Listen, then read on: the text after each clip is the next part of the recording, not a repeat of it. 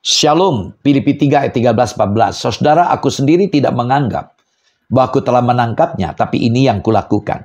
Aku melupakan apa yang telah di belakangku dan mengarahkan diri kepada apa yang di hadapanku, dan berlari kepada tujuan untuk memperoleh hadiah, yaitu panggilan sorgawi dari Allah dalam Kristus Yesus. Amin. Saudara, dalam konteks sebelumnya, Paulus berkata bahwa dia tidak sempurna. Tapi ada satu hal yang dia lakukan dalam hidupnya. Ungkapan ini yang aku lakukan. Dalam terjemahan versi yang lain dikatakan satu hal yang aku lakukan. Satu hal itu menunjukkan komitmen, tekad, dan fokus, saudara. Melupakan masa lalu menarik untuk dibahas di sini.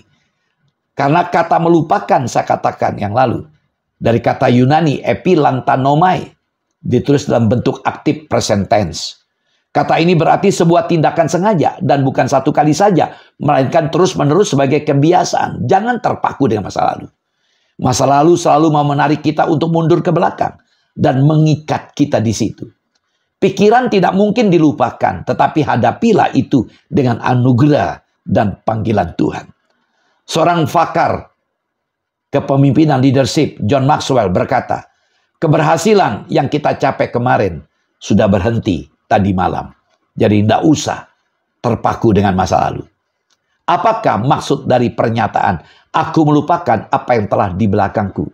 Sebenarnya Paulus ingin berkata begini, saudara. Saya tidak menghiraukan prestasi-prestasi saya dan juga kesalahan-kesalahan orang lain terhadap saya. Saya tidak ingin menetap di dalamnya. Ya, kenapa, saudara? Karena konsentrasi Paulus pada masa depan. Ayat 13 bagian akhir. Kita lihat mengarahkan diri. Nah, jadi perhatikan kalimat ini. Mengarahkan diri pada apa yang ada di hadapanku. Paulus tahu apa yang harus dia utamakan.